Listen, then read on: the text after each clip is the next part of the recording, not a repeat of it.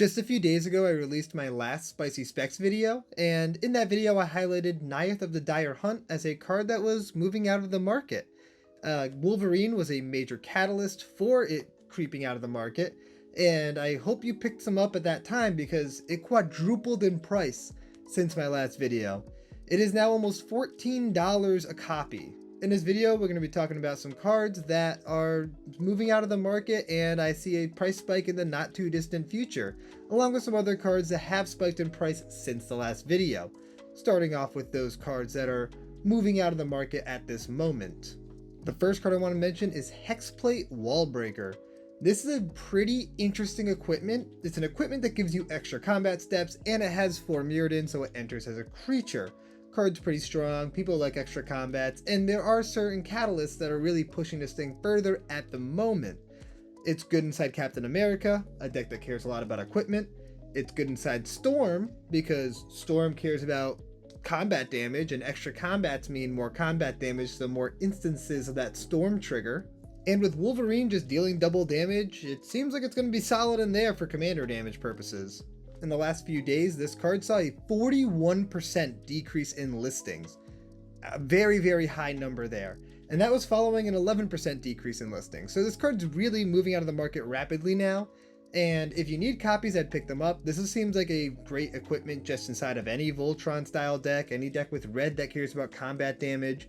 It's a good card, and just recurrable extra combat steps is something that a lot of decks really, really want and tend to be worth some money. Next up, we have all versions of Joyra Witherlight Captain. All versions saw movement in the last few days.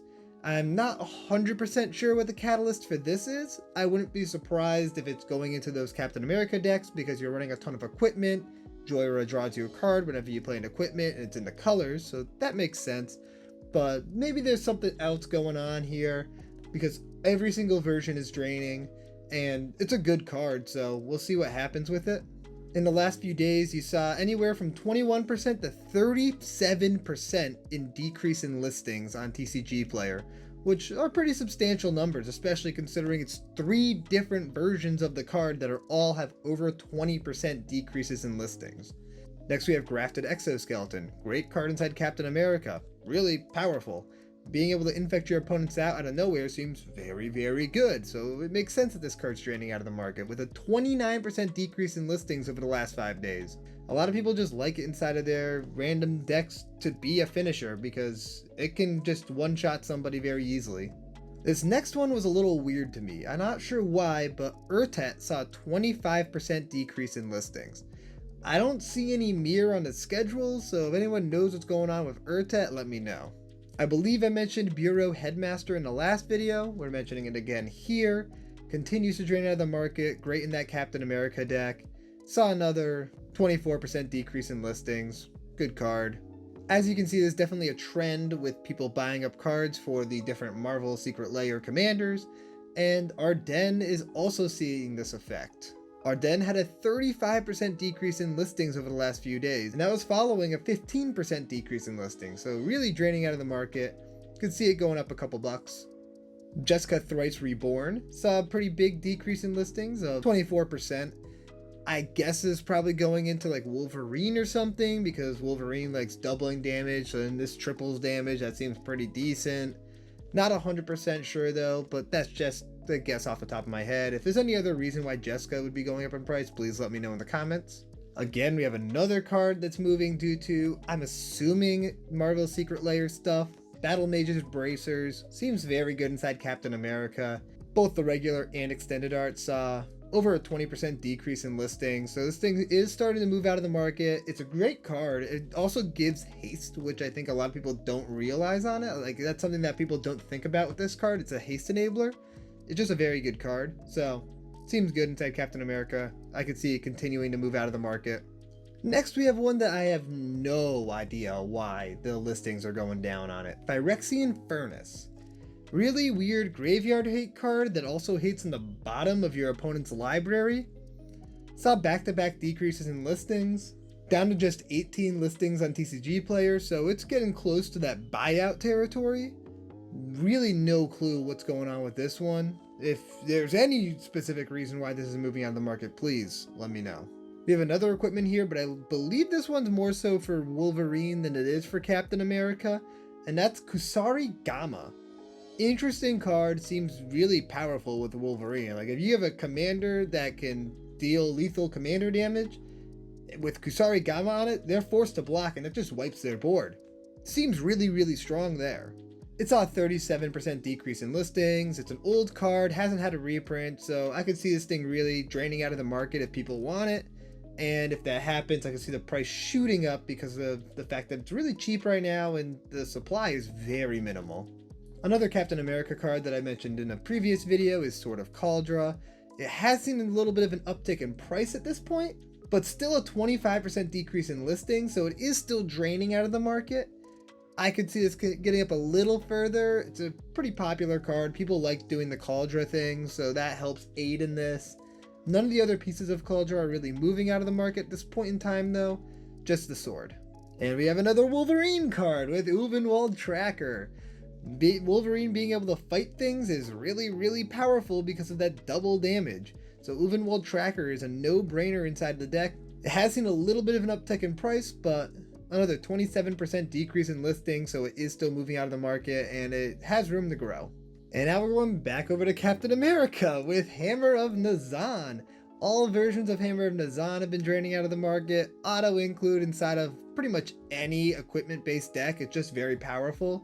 Being able to make it so your equipment enter and auto equip, super nice. Especially with a commander that wants to unattach stuff.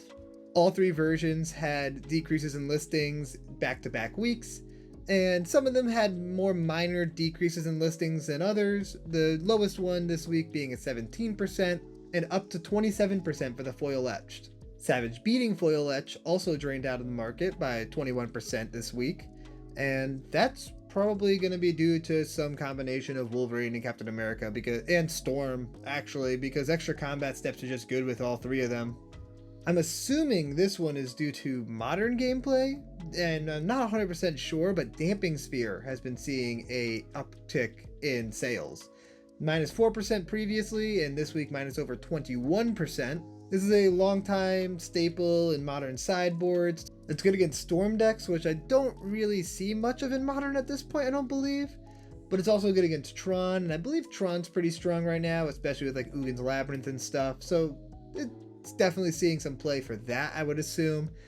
I don't think it does anything to the new Belcher deck, which is extremely popular, and I don't really think it does anything against Boros Energy. So if there's a different deck that it is a good sideboard piece against, let me know in the comments. There's still a couple of versions of Jace Perfected Mind that are draining out of the market and haven't quite caught up to the other versions. They're still seeing a lot of movement, between 21 and 28% decrease in listings on these two versions. But we're getting to the end point on this card, I think. I think that we're getting close to the ceiling, and I would be wary picking up copies at this point. But there is continued decreases in movement, so I have to shout this thing out. There is a chance that it keeps going up further, but I'm a little more timid on it. And we're back to Captain America cards. Fighter class saw a massive decrease in listings. A 24% decrease in listings, almost 60 total listings left the market over the last few days. That's pretty substantial. It's a great card inside of the deck, so I don't see why you wouldn't want to run it. And if Captain America is as popular as it appears like it's going to be, this is an auto include in the deck.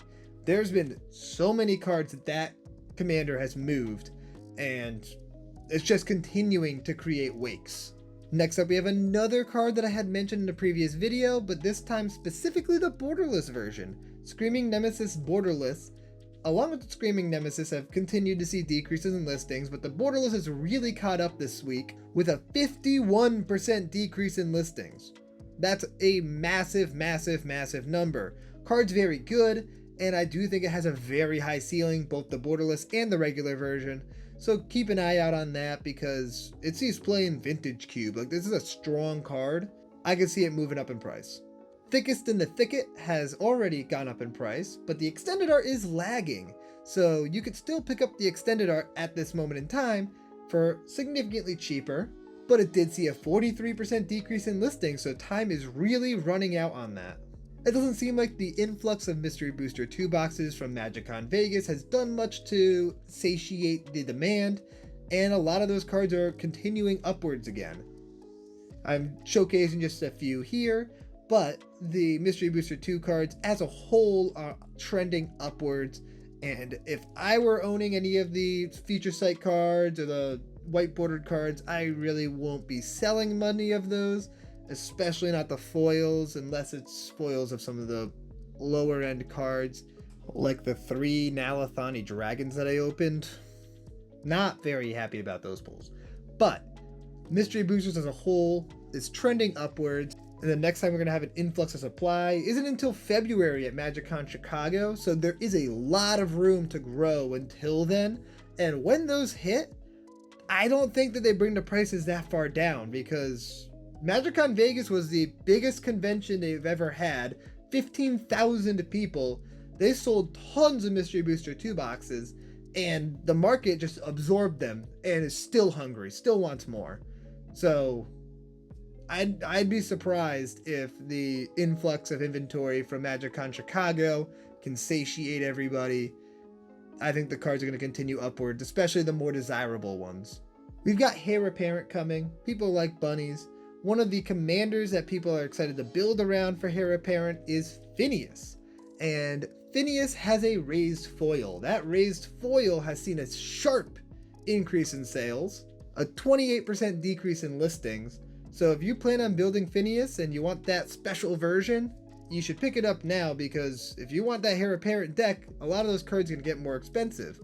Like Tempt with Bunnies has. The regular version of Tempt with Bunnies has already spiked. I mentioned that one in previous videos when it was like under $1, so hopefully you bought then. But you still have time with the extended art. It did have back-to-back weeks of massive decreases in volume, like 30% almost each week. So I would be buying sooner than later, because this will follow suit with the non-extended art version. Agate Instigator, super cool card, kind of like Impact Tremors on an Offspring creature. Love that, very powerful. Has gotten pretty expensive, and it continues to drain out of the market. A 26% decrease in listings down to 39 listings. It doesn't have long before it's off the market and prices really spike up high. I mentioned Brightcap Badger previously, and we're going to talk about it again here because it followed up last week's 24% decrease in listings with another 22% this week. Down to just 71 listings on TCG Player. It's a cool card, and it's got some more room to grow, especially because the price point is so low. I'm not sure where Giggling Skitterspike is seeing play, but apparently this card's expensive. I didn't notice that, and apparently it's getting more expensive because people are just buying it. We had a nice 22% decrease in listings, which followed its 11% decrease in listings previously. So this thing's moving out of the market. I'm not sure why, but it's already a little pricey, but it's going to keep going up if the drain continues the way it is. Only 44 copies available on TCG Player, so it could spike up sooner than later. Now let's move on to some cards that have spiked up in price since the last video. Higurae the Still Wind. I'm not really sure what's causing it, but it had back-to-back weeks, and I think there were 2 other weeks prior where it saw minor increases in price, and it's just ticking upwards and upwards. Interesting. Not sure what's causing it, but it is something that I wanted to note. Next, we have a couple of cards that I don't think should be going up in price because Innistrad Remastered is right around the corner, and that's Parallel Lives. Saw a little bit of an uptick. Shouldn't. It's about to get reprinted most likely. Along with Avacyn. Imagine Innistrad Remastered doesn't have Avacyn. That'd be crazy. It's got to, right? It's got to. There's not a lot of good white mythics inside of the Innistrad sets. This is a perfect one for them to include. Darksteel Forge is seeing some draining out of the market. Like, not major numbers, but it is moving out. And the price is already ticking upwards. So that's something to keep an eye on. If you have copies, this is the type of card that I don't want to own. It's a card that reprints can kill the pricing on it because it's just not that good anymore. It's super expensive for a do-nothing card a lot of the times, and it just seems overpriced for the effect due to lack of reprints and rarity and stuff like that. Fairy Mastermind Extended Art has broke $15. I don't see it getting too much more. If I were holding extra copies, I'd be selling them at this point in time. Valley Flood Color Showcase, I mentioned this in the previous video. It saw an uptick in price and it's seen an increase in listings, so that means that I would want to be out of it pretty soon. If the listings keep increasing, then the price is going to have to go down, so we'll see where that ends up. But at this point in time, I think it's time to sell on that specific card. And Wildseer, Scouring Maw, another card that I mentioned in a previous video, finally seeing an uptick in price, and it is also seeing an uptick in listings. So I would be wary about this one. Holding it for too long may end poorly. However, it is a pre-con card from a recent pre-con, so inventory could just be held back and then being re-added as it's getting sold out, and that's part of the reason why, as opposed to people buying it and then immediately reselling it and relisting it.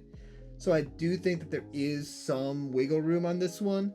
We'll have to see though. The effect is very unique and it's a pretty cool card, so personally, I'm holding the copies that I have.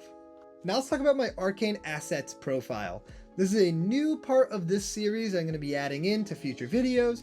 It's a great way for me to showcase how my picks have been going and just give you guys some visualization. It's also a very fun platform to just kind of mess around with and play with it on your own.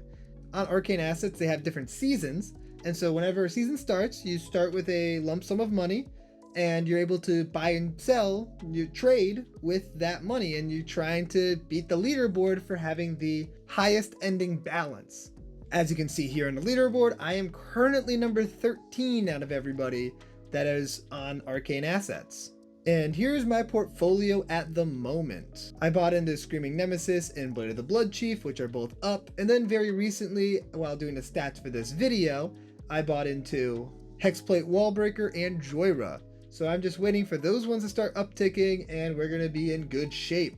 You'll be able to track what I'm buying and selling on here by just going to my profile. You can find a link to Arcane Assets inside the link in the description of this video. You'll find it in my link tree. I hope you enjoyed this video and I will see you next time. Peace out, everybody.